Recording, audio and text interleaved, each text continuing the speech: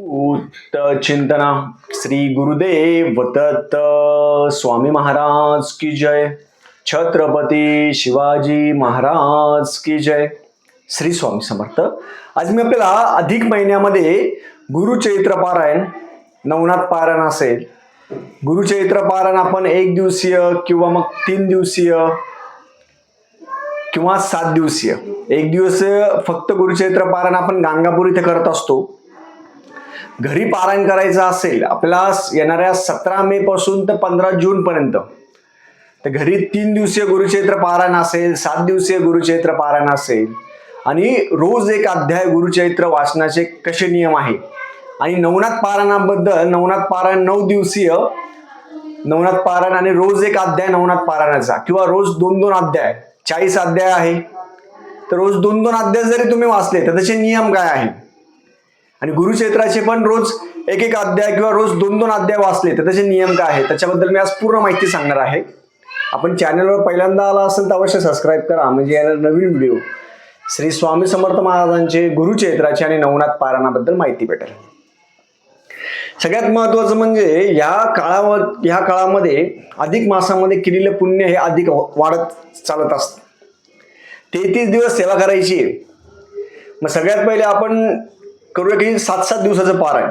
तुम्हाला गुरुचैत्र किंवा नवनाथ पारायण असेल, नवनाथ पारायण पण तुम्ही 7 दिवस करू शकता, 9 दिवसीय पण करू शकता, 9 दिवसीय पण करू शकता, 7 दिवसीय पण करू शकता. हे सलग झालं.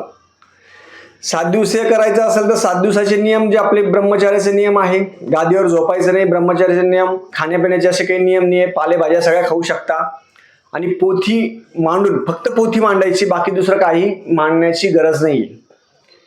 साधं आणि सोपं.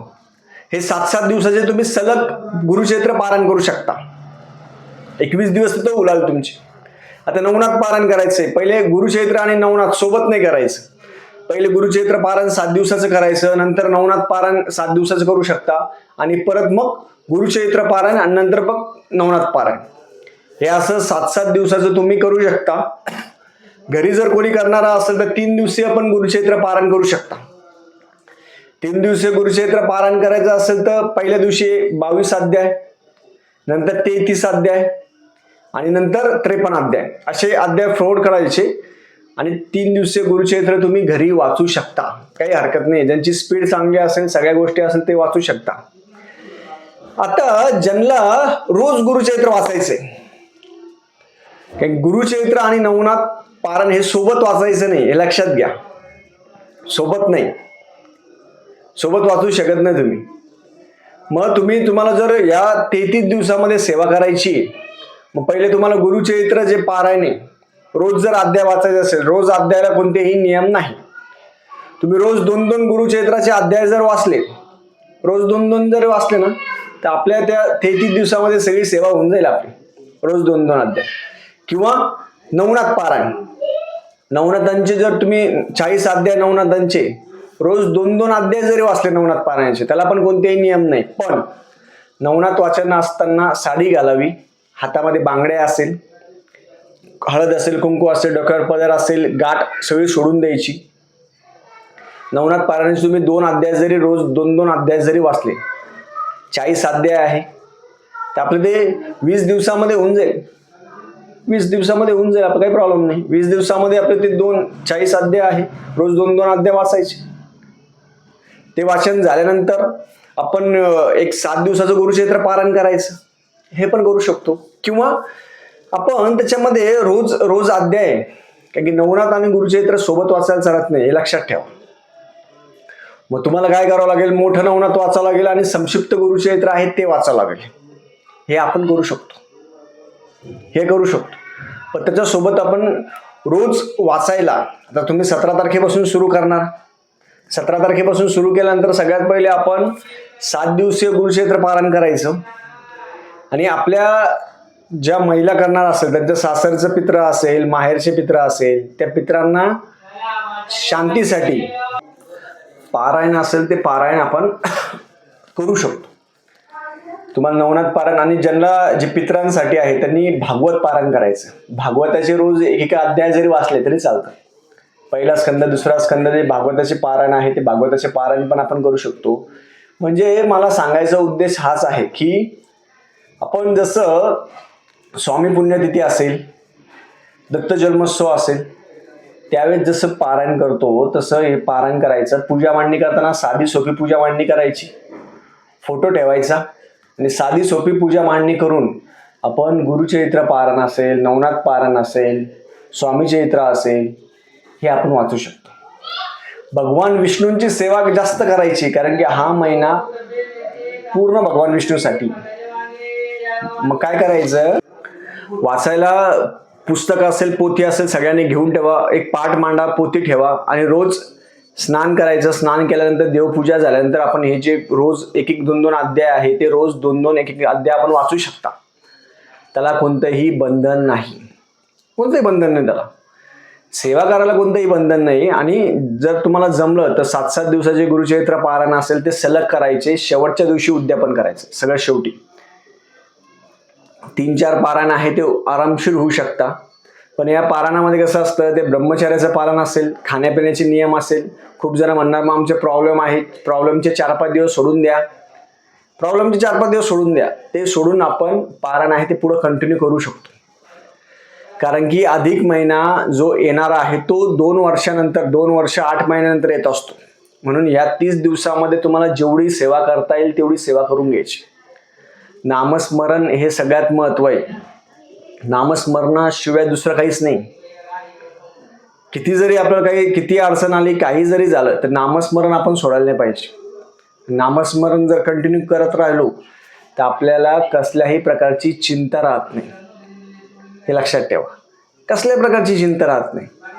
म्हणून आता पोथी आपल्याकडे सगळ्या ज्या पोथी असेल ते पोथ्या हे करायचा. ज्यांना वेळ असेल त्यांनी पोथ्या आहे ते वाचन करू शकता.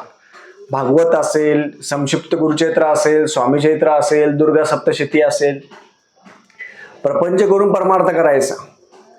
कारण की या दोंड्याच्या महिन्यामध्ये केलेली एक जप जरी केला तुम्ही, त्याचं जपाचं फळ कोटीचं फळ असतं. याच्यामध्ये तुम्ही स्नान पण असेल, गंगा स्नान असेल, गंगा दशहरा पण सुरू होतोय, तुम्ही गाणगापूर असेल, संगम स्नान असेल, हे पण तुम्ही करू शकता.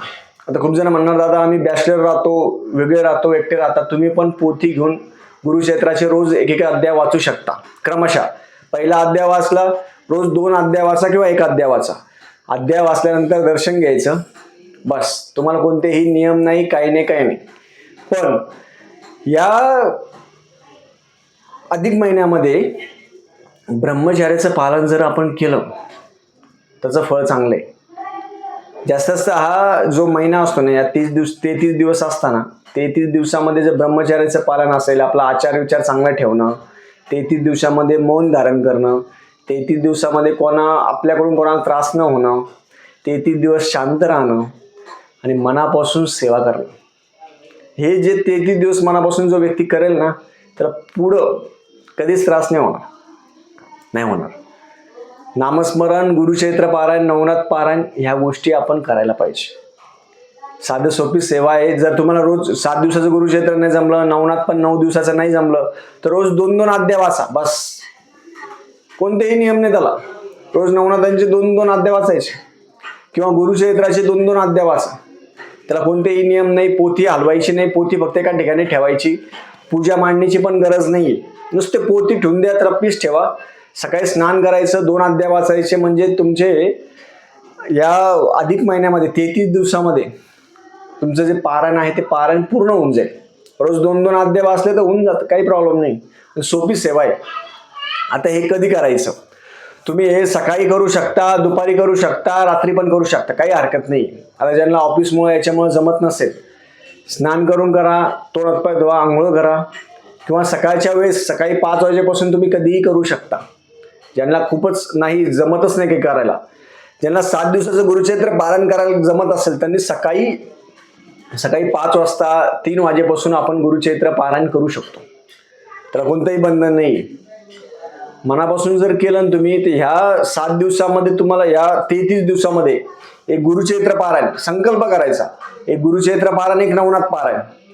नवनाथ पारायण 9 दिवसाचं, गुरुचरित्र 7 दिवसाचं, किंवा नवनाथ पारायण पण 7 दिवसाचं करू शकता. 7 दिवसाचं गुरुचरित्र पारायण, 7 दिवसाचं नवनाथ पारायण.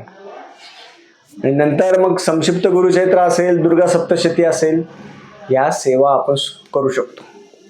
म्हणजे मला सांगायचा हाच उद्देश आहे की या 33 दिवसांमध्ये तुम्ही जास्तीत जास्त सेवा करावी. भगवान विष्णूंचे रोज रात्री 9:30 वाजता आपण व्यंकटेश स्तोत्र घेणार आहे.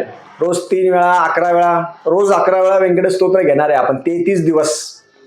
ऑनलाईन सेवा आहे, विनामूल्य. सगळेजण या सेवेला यावं.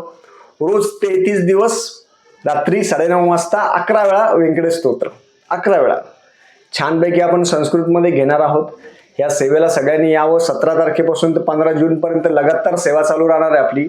कारण की भगवान विष्णूंची सेवा हे नामस्मरण आणि व्यंकटेश स्तोत्र यालाच खूप महत्व आहे. बाकी दुसरं काही आवश्यकता नाही. झालेली सेवा मी महाराजांच्या रुजू करतो. श्री स्वामी समर्थ.